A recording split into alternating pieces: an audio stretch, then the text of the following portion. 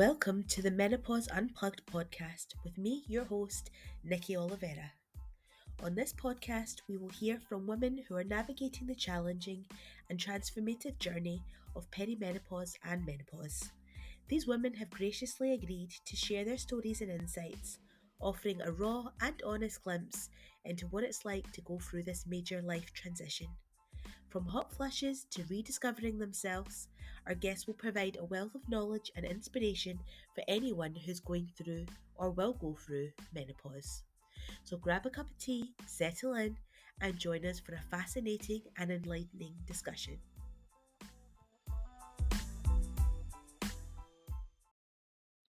Hello and welcome to the Menopause Unplugged podcast.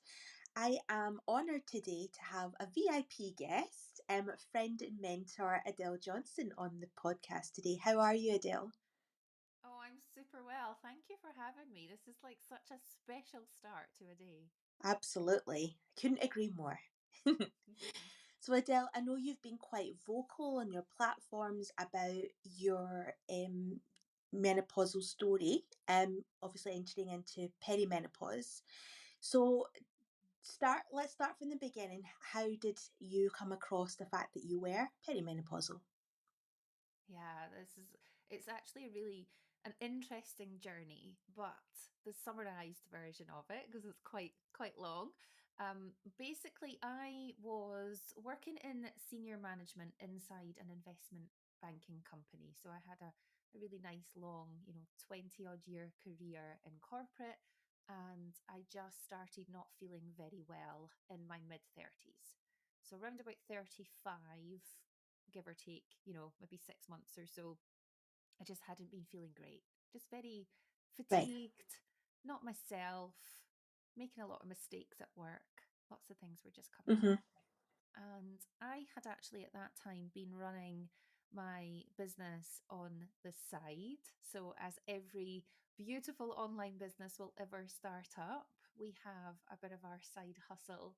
And I'd been helping a lot Yeah. of women with their own hormone health, their body appreciation, self care. It's always been a big core within my own life. And I was helping Yeah. 6 other women to do the same. And it just became very apparent the more and more that I started to support more women with their own menopausal symptoms and impacts on life that I had a conversation with one of my mentors. I'm very blessed that I have two very beautiful, powerful mentors in the menopause space. And one of them, Dr. Mm-hmm. Zoe Hodson, and I had been having a chat after recording a podcast on testosterone. And she'd said, "How long have you felt like this?" And I was like, I Yeah. know where you're going with this. I know what you're gonna ask me next. It's definitely not perimenopause. There's no way it can be. I'm only 35. And long story Yeah. short, it took me 18 months of blood works, um, just scans, checks, internals, biopsies, all the things, because they thought that I actually Yeah. had cervical cancer. So I had all the checks done. Very blessed, Right. very grateful that it's not. It was not. I was very Yes. healthy. But there was a lot of impacts and implications that were then had on my life, my marriage, and my career. And I actually became one of the 900,000 women out there today that resigned from the corporate career due to my menopausal symptoms and not having the support in place in the workplace. So one of my biggest values is health. Health came before money. And I actually resigned from that post. But at the age of 37, I then had it confirmed that it was early perimenopause. And I started Mm-hmm. my HRT journey then. Wow, that is quite a journey indeed. So yeah, so yeah, lots of symptoms there that you're bringing up. Brain fog, and obviously that knocking your self confidence, and you had obviously had a lot on your plate at that time, so it must have been quite a stressful experience. Yeah, to say the least. I Yeah. think that probably the biggest impacts of it were around my career. So Mm-hmm. something I'd worked really hard for, being quite a bit of a strong pro female in the workplace. I very much wanted to be one of those women that proved that actually there was no glass ceiling and that we could go as far as we wanted to in male dominated environments. But actually, perimenopause was almost a kind of a really big anchor, a real big chain weight that pulled me back down to earth with a big bump.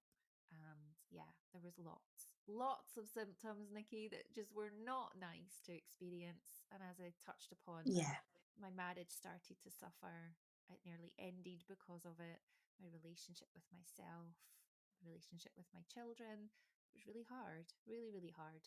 But I Mm. think something that came really apparent to me very early on was I can either live in this default life of what Yeah. perimenopause is bringing to the table, or I can actually design my perimenopausal life in my 30s so that it became my superpower. And I Hmm. actually learned a lot about my own body and how to help other women in that space because of it. So I'm very grateful that I went through an early perimenopause confirmation. I don't say diagnosis Yeah. because I don't see it as an illness. Yes. Yeah, it's a bad word. um, so quite a lot of challenges then that you're facing there. So of course, with your career, obviously you overcame that challenge by resigning and just focusing on obviously your side hustle and business. And then so of course, let's dive deeper a little bit into what you just said about issues with your family, challenges with your marriage and obviously with your children. So what did that look like, and how did you I suppose turn that situation around? Yeah, it was a big one. I think it's one as well that in hindsight, and it's always beautiful to be able to reflect, but reflecting back on, Hmm.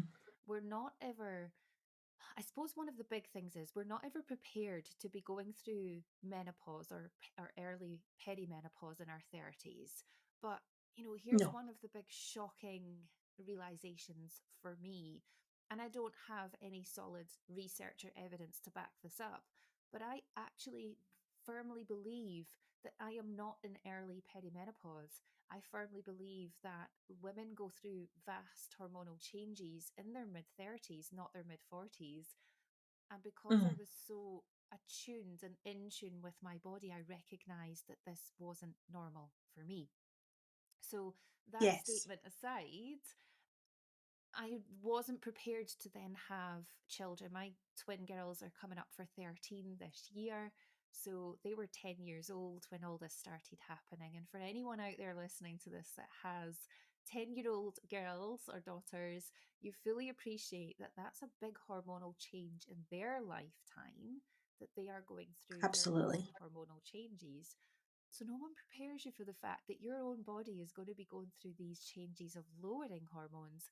And my twin girls were going through changes of increasing hormones. And it was almost this horrific clash of hormonal energies in our household. My Yeah. poor husband. Now reflecting on it, he is very much a strong foundation in our family for what he maneuvered in that time. Even the cat is female, bless him. So we went through a period of really intense change. My marriage started to suffer I would say, the biggest impact. I would put everything that I could into my girls, into me, and Hmm. surviving that time. So my marriage started to suffer. A few of my biggest symptoms or impacts of early perimenopause were very vaginal. So I had a lot of Hmm. discomfort, I had swelling, also known as vaginal atrophy, or Yeah. genital urinary syndrome. And that really became quite a big impact for me personally because I would bleed during and after sex. I found it really painful. It wasn't enjoyable. I was very dry. So, vaginal dryness was a really big impact for me. And I Yeah. started to recognize that actually I was distancing myself from my husband because I didn't want to get physical with him. I was then Sure. creating a divide between him and I because his love language is physical touch. So by me Hmm. not having that closeness, he Yeah. automatically put two and two together and thought, she doesn't love me anymore. We're not going to survive this time. So it was a very challenging time for us. And then, of course, the kids started to notice, Mum, why do you not cuddle dad anymore? Mum, why are you and dad not friends anymore? Oh, heartbreaking. Absolutely Yeah, heartbreaking. yeah. And that must have been a real sore point for you, just to go, wow, my kids have picked up on this Hmm. now. Something needs to Yeah, change, right? yeah, definitely. That for me was a probably a big awakening of wow, like this is not just in my own headspace. This is Yeah. actually in the household energy. This has been picked up upon, and the Hmm. kids are really feeling it. And yeah, they started to show signs of being a bit distressed in the household as Hmm. well. So there was this big disjoint and divide between happiness. We didn't really have Yeah. a happy household. And what I recognized in this, and this is a really powerful positive thing that comes out of this, is that Absolutely. where mum and the female of the household is really feeling strong, feeling happy, feeling energized, feeling connected to herself, we become that kind of ripple effect. We become that radiating energy inside the household. So where Yeah. mum or wife or partner or just, that woman of the household is becoming really impacted by the changes. And this isn't Hmm. easy for us as women. It's not just as easy as saying, well, I know I'm perimenopausal and I just have to get on with it. There are certain Yeah. things we can do to help ourselves, but it it was a challenge to say the least. But certainly knowing that we are that strong foundation of the household, and as soon as Hmm. I started to do my own self cares and inner resilience work, that's when Yeah. our relationships really improved and enhanced. Amazing. Yeah. It's so, so important. And I know you said that obviously you went on HRT. I take it that had obviously a big part to play in obviously balancing your hormones to helping you feel better and more like yourself again. Yeah, it was definitely not an easy thing. I mean, it was an easy decision for me to make to say, okay, now that we know that it is early perimenopause, I am not personally willing to accept the risks to my bones, to my organs, my heart, all these things that estrogen or estradiol in particular really supports. Can't Yeah. really for sure at this point say that it's brain enhancing or brain protective yet, but I'm going to go out there and just say, like, the research is already showing such vast improvements for brain and cognitive health. So we're going to put brain in there as well. So for me, it was a bit of a no-brainer to say I definitely need to replace my estrogen. I already Hmm. had progesterone through my Marina coil, which was already there for contraceptive reasons. So it did feel quite straightforward in my own knowledgeable mind space. But the first day that I picked up the prescription and I brought the prescription home, I remember WhatsApping Dr. Zoe Hodson saying, is it normal for me to be crying right now and be really quite low and upset that this is my life? Yeah. And she just came back saying, yes, be very gentle with yourself. So it was that honest reflection of, wow, like this is me forevermore, never having had medication for anything, Mm. the odd antibiotic for an infection, but never needing long term lifestyle medication. It became that harsh reality of this is now my life. But Yeah. again, there was that reframe of, but I give gratitude that I actually get to do this. And within Hmm. 6 weeks, I started to notice enhancements in how I felt, how I slept. The kind of vaginal challenges that I was having pretty much all disappeared, which was incredible. And I Amazing. started to feel a lot more me again.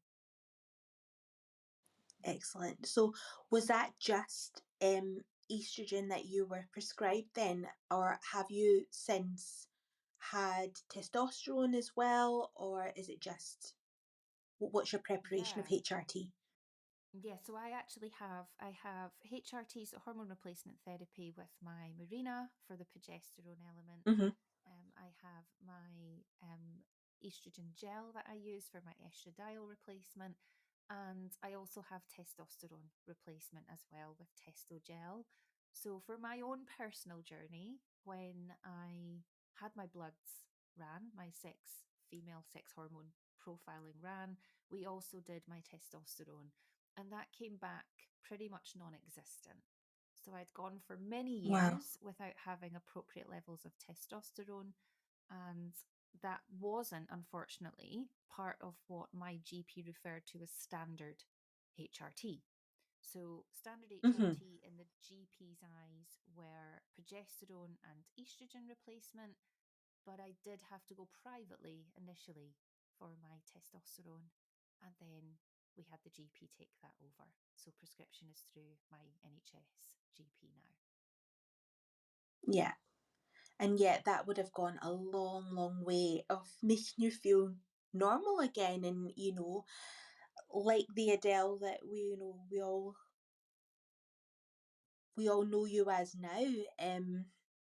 Because Yeah. we know that pre perimenopause that we have three times we produce three times more testosterone than anything else. So for you to have such low levels is really Yes. quite impactful. Definitely. And it's not until afterwards, I think it's reflecting again, gone for so many Yeah. years with it being so low. And it was when Mm, I was having the conversation with Dr. Hodson around it all that Zoe said to me, "How are you even functioning?" And I was like, I yeah. don't know, actually. I've just learned to function suboptimally. So again, not it's not going to be a fix for everyone. It's not going to be a Hmm. solution that we just replace our hormones and then everything feels better. I still had a strong foundation of nutrition and lifestyle factors in there. So of course the HRT was kind of an additional to that. But I would say that within 10 Absolutely. weeks of starting my testosterone, it's not like an overnight thing. You don't kind of wake up in the morning and you're like, wow, like, oh, I feel like so energized and like next level self. It took Yeah. time to build up. But what I started to Sure. recognize was, wow, yeah, I'm starting to multitask again, and I'm having all of these great creativity moments, and actually I'm coping a lot better with the stressors of life, and this thing now isn't Hmm. bothering me as much. So it did become a little bit more when I took time to do my journaling and reflecting on where was I 6 months ago to where am I feeling Yeah. now, that I started to recognize that actually, yeah, this feels nice. Excellent. That's so good. I just want to touch on the obviously the other changes that you've made to your lifestyle. Your Yeah. diet and your exercise. Would you like to share with us what that kind of looked like? What those changes looked like? Mm. So we all go through phases, don't we? Where we enjoy Yeah. eating out, we enjoy downtime with the family, and that never has to change. And what's important when we come along to understanding what our body wants and needs from us is in listening to it. So, something I vastly encourage my ladies to do as well is to get really connected with what makes you feel good and what are your warning signs, because we will always, always have some suggestive invitations from our environment, from our body, and from the things that we are either using or consuming.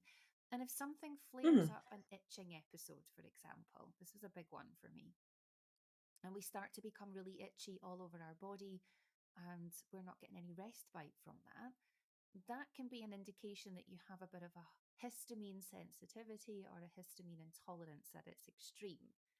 And what we yeah. appreciate is that when estrogen levels are declining so vastly in menopause, we actually do become a little bit less resilient and more resistant towards certain high histamine type foods. So this one is a shocker Mm-hmm. for some people, but avocados are high histamine foods. I love avocado. It's one of my favorite foods Yeah. ever. Who does not love guacamole? So that was a shocker Absolutely. for me. Yeah, learning that actually I couldn't have as much avocado. I would love a beautiful full bodied glass of red wine if we're having Mm. steak. Couldn't tolerate it.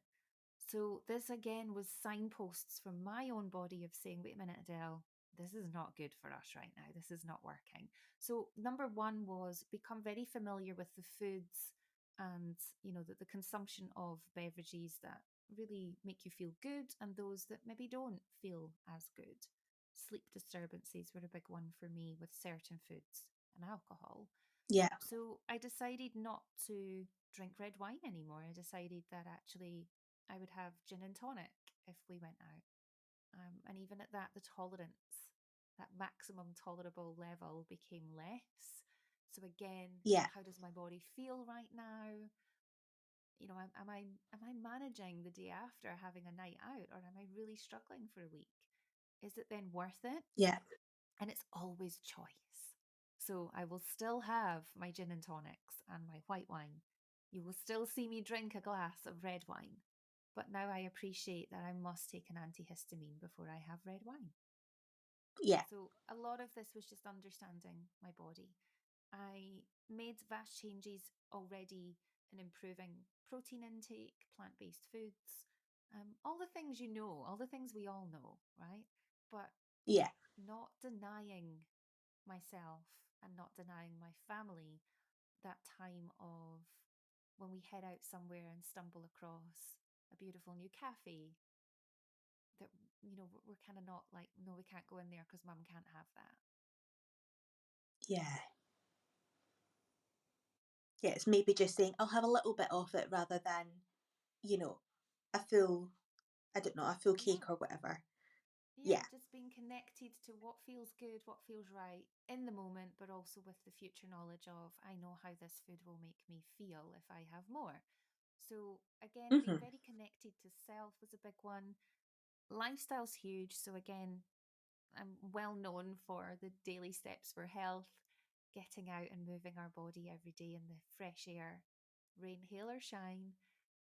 And then a lot of mindset practices, breath work, journaling, Mm-hmm. gratitudes. So this was kind of like the staple of then how I was able to move forward in my own menopause journey and care. And ultimately, how I then developed out the reclamation formula of how we care for ourselves during this time. Absolutely. Yeah. Yeah. So, so important that we do take time out for ourselves. Even not going through menopause, it's Yeah. important that every female takes time out for themselves and doesn't lose themselves along just the journey of life, right? Yes. Yeah. And it happens, right? It Ab- happens. mhm. It does happen, yeah. We get so caught up in our own little bubbles.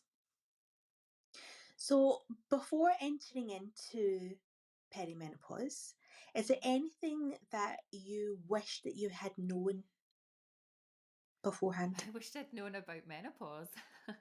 I wished, I suppose when we look at it that way, I do greatly wish that there had been more conversations, there had been more Yeah. knowledge, there had been more discussions like what you're doing now, to Hmm. raise the awareness, just the softness of actually this is something that every female will experience and go through, some more severe than others, but actually Hmm. I suppose understanding that it was menopause or perimenopause was a really big thing because speaking with a lot of women, as I do every single day, there are so many women that I speak to that have gone for 7 years, 10 years without knowing that what they've experienced has been menopause. So part of me gives massive Yeah. gratitude that I was already in the female hormone health space, that it actually became quite evident quite quickly that it was perimenopause for me.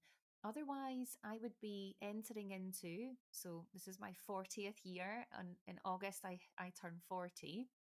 I would still be entering into my 40th year with GPs still saying you're far too young for menopause. So Yeah. part of me, it gives vast gratitude that I had the knowledge and the surrounding support from that. But I think, had this been Hmm. built into female education at school, had this been built into awareness, even around, I don't know what the solution is if we were to think about one way of everyone becoming aware of it. Yeah. I don't have the answer for that. But what I do have is a strong belief that the more that women come together and talk about this, human beings come together and talk about this, Yeah. the less taboo a subject it becomes, and the more it just becomes the awareness that it's going to Hmm. happen. This is what it might feel like, and here's how you can get help. That's all we need, those three Yeah. steps. Absolutely. I couldn't agree more. So, with that, then, what advice would you give to other women who are going through it or about to enter the phase of menopause? So, if you already know that you are in perimenopause right now, or you are post menopause right now, and you already know what stage of your beautiful, powerful, vibrant journey that you are in, is seeing that this is your opportunity to really connect with you again. If you are Hmm. unsure and you don't know, you're listening to this and you think, wow, I just don't know if I am or not, then again, it's really connecting back in with what are the key signs or symptoms that you are experiencing. And obviously, Nikki and Yeah. myself can support you with understanding more on that. So just reach out to either of us. Um, and what I would say is that there is so much help. Okay, sometimes it's just you have a question. So reaching out and Yeah. asking it. Sometimes it's that you actually really, really need support. And again, it's being able to know that you can just reach out and ask for it. And if your GP practice do not have a menopause specialist or a women's health provider in your practice, again, it's understanding that help is literally just one message away. So please do not sit back. Do not think that it's just going to pass, that next week I'll feel better. You just need to ask for Yeah. some help. And this can be the difference between you surviving through life for the forevermore, Yeah. or actually designing a really vibrant, powerful, happy life. So, yeah, this gets to be your choice and your opportunity. Absolutely. Let's take positive action. Because what's the harm in asking a question, right? You, Absolutely. you're And one step questions away can from be knowing answered for free. exactly. Yeah. Absolutely. Well, thank you so, so much, Adele, for joining us today on the podcast. It's been an absolute pleasure to have you on. And yeah, I think we will speak again soon for sure. Thank you so much for having me. It's honestly such a pleasure. I love it. I could speak about this topic all day, every day. And Mhm. what you're doing is a very beautiful, powerful thing. So thank you for doing this. Great. Thank you so much again. And yeah, speak soon. Bye now. Thank you for tuning in to Menopause Unplugged. I hope you found the conversation to be informative, enlightening, and empowering. Remember, menopause is a natural part of a woman's life journey, but it doesn't have to be a lonely one. Whether you're experiencing perimenopause or menopause, my menopause coaching program can provide reassurance and guidance. Please do reach out to me through my contact details on the show description. And until next time, take care.